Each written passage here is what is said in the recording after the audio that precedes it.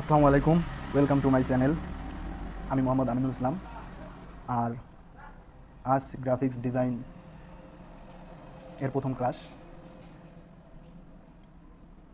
তো যাদের কাছে এই সফটওয়্যারটা নাই তারা অবশ্যই আমার পূর্বের একটা ভিডিও আছে, ওইখানে ভিডিওর মধ্যে দেওয়া আছে কীভাবে সফটওয়্যারটা ডাউনলোড দিবেন আর কার কোন ভার্সনের সফটওয়্যার লাগবে এই বিষয়ে বিস্তারিত বলা আছে। তো কথা না বাড়িয়ে শুরু করা যাক। তো আজকে প্রথম ক্লাসে আমি আপনাদেরকে আজকে দেখাবো গ্রাফিক্স ডিজাইন এর জন্য মূলত বেস্ট সফটওয়্যার হচ্ছে অ্যাডোবি ইলাস্ট্রেটর। তো সফটওয়্যারটা ওপেন করার পরে প্রথমে এরকম একটা ইন্টারফেস আসবে। ক্রিয়েট নাও এখানে ক্লিক করতে হবে নতুন পেজ ক্রিয়েট করার জন্য। প্রথমে এই যে সব যে দেখা যাচ্ছে এগুলো হচ্ছে আর্টবোর্ডের সাইজ। মূলত আপনি যেরকম সাইজের আর্টবোর্ড নেবেন সেগুলাই। এই যে এখানে ওয়েট আর্টবোর্ডের আপনার হাইট প্লাস উইথ কীরকম হবে, পাশে একটা অপশন দেওয়া আছে। এখানে আপনার পিক্সেলে নেবেন না পয়েন্টে নেবেন, ইঞ্চিতে নেবেন, এগুলো মূলত আপনার যে সাইজে কনভার্ট করতে চান আর কি। যদি ফিটে কনভার্ট করতে চান ফিটে নিতে পারেন। আমি জাস্ট ইঞ্চিতে নিয়ে দেখাচ্ছি। 12 ইঞ্চি উইথ প্লাস হাইট। আর কালার মোড CMYK। এটা হচ্ছে CMYK, এটা প্রিন্টের জন্য ব্যবহার করা হয়। যারা প্রিন্ট করার জন্য কোনো কিছু তৈরি করবেন তারা অবশ্যই CMYK ব্যবহার করবেন। আর ওয়েবসাইট অন্যান্য কিছুর জন্য RGB। ওকে, তো আমি CMYK নিলাম, একটা আর্টবোর্ড ক্রিয়েট করলাম। আমাদের করার পরে এরকম একটা আর্টবোর্ড আসবে। তো ফার্স্ট টাইম এইখানে কাজ করতে হবে। তো এটা হচ্ছে আমাদের সিলেকশন টুল হচ্ছে যে এখানে ছোট্ট করে দেওয়া আছে, দেখেন এটা দেখাই দিচ্ছে কীভাবে এটা কাজ করে। এটা মূলত সিলেকশন করার জন্য, কোনো কিছু সিলেকশন করার জন্য সিলেকশন টুল। তার পাশে আছে ডিরেক্ট সিলেকশন, ডিরেক্ট কোনো কিছু সিলেক্ট করা। সাপোজ মনে করেন যে দুইটা আমরা সাবজেক্ট নিলাম, তো আমরা যদি এটা দিয়ে সিলেক্ট করি, এটাই যদি আমরা সিলেক্ট করি সম্পূর্ণটাই সিলেক্ট হচ্ছে। ডিরেক্ট সিলেক্ট টুলের বিশেষত্ব হচ্ছে ডিরেক্ট সিলেকশন টুল আমরা যদি শুধু এটা সিলেক্ট করি, শুধু এটাই সিলেক্ট হচ্ছে। ওকে, হয়তো বুঝতে পারতেছেন না, ভালো করে বুঝিয়ে দিচ্ছি। এটা আমি কালার একটা দিই, সেটার কালার একটা দিলাম আমি রেড কালার। ওকে, ডিলেট সিলেকশন টুলের কাজ হচ্ছে আমি নির্দিষ্ট এই লাইনটাকে শুধু ডিলিট করতে যদি চাই, তো এটাকে সিলেক্ট করলাম করে ডিলেট অপশন ক্লিক করলাম, তো এটা ডিলেট হয়ে গেছে। আবার এটা যদি ধরি এটা ডিলেট করে দিতে পারতেছি। তো আলাদা আলাদা কোনো সাবজেক্টের কাজ করার জন্য ডিরেক্ট সিলেকশন টুল ব্যবহার করা হয়। আর সিলেকশন হচ্ছে আমরা যদি সিলেক্ট করি এটার যে কোনো অংশে ক্লিক দেওয়ার সাথে সাথে সম্পূর্ণটাই সিলেক্ট হল, ডিলেট করলে সম্পূর্ণটাই সিলেক্ট হয়ে যাবে। আর ডিরেক্ট সিলেকশন আলাদা আলাদা, এটা গুরুত্বপূর্ণ বিষয় মনে রাখবেন। আরেকটা বিষয় হচ্ছে গ্রুপ সিলেকশন কী জিনিস, সেটা হচ্ছে আপনি আলাদা 3টে সাবজেক্ট আছে, আমি এর মধ্যে যদি গ্রুপ সিলেকশন করি আমি গ্রুপ করে সিলেকশন করতে পারবো। মনে করেন এটা সিলেক্ট করলাম প্লাস অল্টার চাপ দিয়ে এটা সিলেক্ট করলাম, দুইটা সিলেক্ট হলো প্লাস। আর ওই গ্রুপ সিলেকশনের কাজ হচ্ছে যে আমি একসাথে কয়েকটা সাবজেক্টকে সিলেক্ট করতে পারবো, এটাই হচ্ছে গ্রুপ সিলেকশনের কাজ। ওই এরপর আপনার আসতেছে ম্যাজিক ওয়ান টুল। আপনি একাধিক সাবজেক্ট থাকার পরে যদি এর আলাদা আলাদা কালার হয়, মনে করেন 3টে সাবজেক্ট আছে, এখানে একটা সাবজেক্ট দিলাম আমি ব্ল্যাক, এইখানে আরেকটা নিলাম আপনার, সেটা এখানে বড় করে নিই, এটা নিলাম আপনার হলুদ প্লাস আরেকটা নিলাম হলুদ, আরেকটা নিলাম ব্ল্যাক। ম্যাজিক টুলের কাজ হচ্ছে এইরকম, ম্যাজিক টুলে দিলাম, মনে করেন যে এই হলুদ যে অবজেক্টটা আছে, যে কালারটা আছে, আমি যদি এখানে ক্লিক করি যতগুলো হলুদ কালারের সাবজেক্ট আছে সবগুলোকে একসাথে সে সিলেক্ট করবে। এটাই হচ্ছে ম্যাজিক ওয়ান টুলের কাজ। আমি যদি ব্ল্যাকে ক্লিক দিই একবারে ব্ল্যাক দুইটাই হলো। তো তারপরে আসতেছে এখানে লেসো টুল সাধারণত নির্দিষ্টভাবে কোনো কিছুকে সিলেক্ট করার জন্য। তারপর এখানে আছে পেন টুল দিয়ে তো কোনো কিছু আঁকার ক্ষেত্রে এইভাবে পেন টুলের ব্যবহার করা লাগে। সো ডিলিট করে দিই। তারপর আছে অ্যাড অ্যাঙ্কর পয়েন্ট মূলত এই যে বিশেষ এই যে চিহ্নটা আছে, এই যে চিহ্ন, এটাকেই বলে অ্যাঙ্কর পয়েন্ট।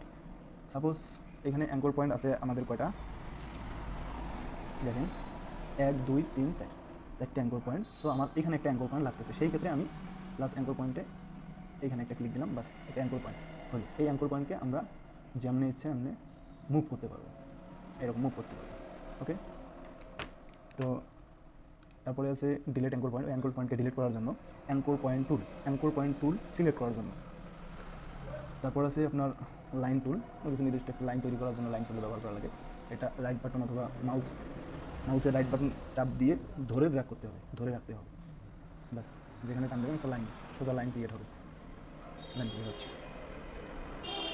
তো তারপরে আছে আপনার এখানে রেক্ট্যাঙ্গেল টুল, এটা অনেক কাজের একটা টুল। রেক্ট্যাঙ্গেল টুল আপনার বর্গাকার কোনো কিছু, কোনো সাবজেক্ট তৈরি করার জন্য এই রেক্ট্যাঙ্গেল টুলের ব্যবহার করা হয়। এই রেক্ট্যাঙ্গেলের ভিতরে আবার অনেক কাজ আছে, যেমন এই রেক্ট্যাঙ্গেল আমি টানতেছি, যে মানে এটা ফ্রি সাইজ হচ্ছে, আমি পাশে টান দিলে পাশে বড় হচ্ছে, পাশে দিলে পাশে বড় হচ্ছে, উপরে দিলে আবার ফ্রি সাইজ। আবার যদি আমি কন্ট্রোল চাপ দিয়ে করি, কন্ট্রোল বাটন চাপ দিয়ে ধরে রাখি, তাহলে দেখেন এটা যে কোনো এক পাশ থেকে শুরু হচ্ছে, ওই পাশে আর বাড়তেছে না। আর শিফট যদি চাপ দিই তাহলে স্কোয়ার সাইজ, ফুল স্কোয়ার সাইজে হবে এটা। শিফটের সাথে চাপ দিলে এটা এরকম হবে। ওকে, তো পাশে রাউন্ডেড রেক্ট্যাঙ্গেল, অর্থাৎ রেক্ট্যাঙ্গেলের কোনাগুলো রাউন্ড হবে। তারপর আছে আপনার ইলিপস টুল সেম, কোনো বৃত্তাকার কোনো কিছু আঁকাইতে চাইলে ইলিপস টুলে ব্যবহার করা হয়। এটা সাধারণত শিফট চাপে ধরে, শিফট চেপে ধরলে এটা বৃত্তাকার হবে, একদম সমান বৃত্তাকার। প্লাস এখানে তাছাড়া এটা যেমন ইচ্ছা আপনি আপনার কাজ করতে পারবেন। তো তারপর আছে পলিগন, এখানে চিহ্ন দেওয়া আছে পলিগন, তো পলিগনের এটা আপনার এরকম একটা কোনো কিছু আঁকাইতে হলে স্টার টুল, স্টার আঁকানোর জন্য স্টার টুল। স্টার টুলের ভিতরেও এগুলো অনেক কাজ আছে, যেমন কন্ট্রোল চাপ দিলে শুধু কোনাগুলো পারবে।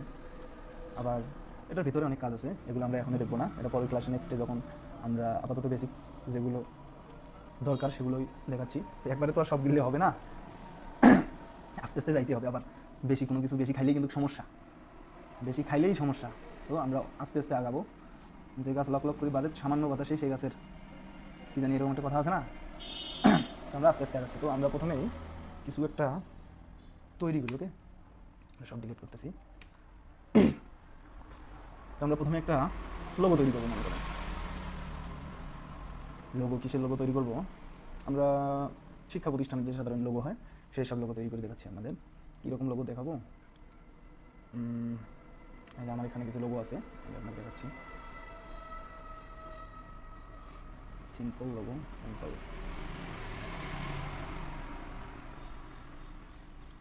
আচ্ছা, একটা লোগো তৈরি করার জন্য সাধারণত শিক্ষা প্রতিষ্ঠানিক যে লোগোগুলো আছে এগুলো লোগো তৈরি করার জন্য আমাদের প্রথমে একটা বৃত্ত আঁকতে হবে। আমি একটা বৃত্ত, কোথায়? ইলিপস টুল।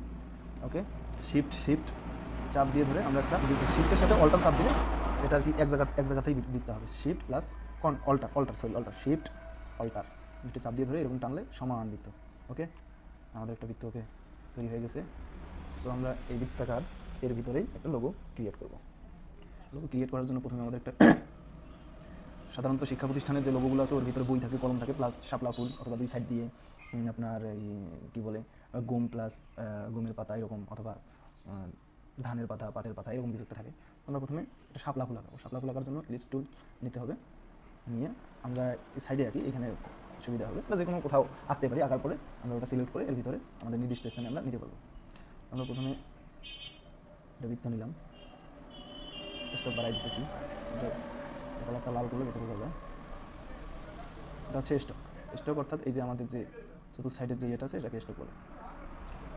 তো আমরা এটার মাথাগুলো কোনা করে দেবো। কোনা করার জন্য আমাদের এই যে কার্ভেচার টুল আছে, এটা এই মাথার মধ্যে ধরে ডাবল ক্লিক দিলেই বাস মাথাটা কোনা হয়ে গেল।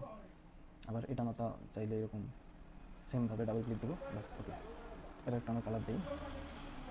তার আগে আরেকটা কথা হচ্ছে, পেন টুল দিয়ে এটাকে ডিসিলেক্ট করে পেন টুলে ক্লিক দিয়ে এর মাথার থেকে, এই মাথার থেকে, সরি এটা হচ্ছে না, বুঝুন জন্য এখানে কী বলছে, please use the add anchor point. এখানে অ্যাঙ্কর পয়েন্টটা অ্যাড করতে হবে।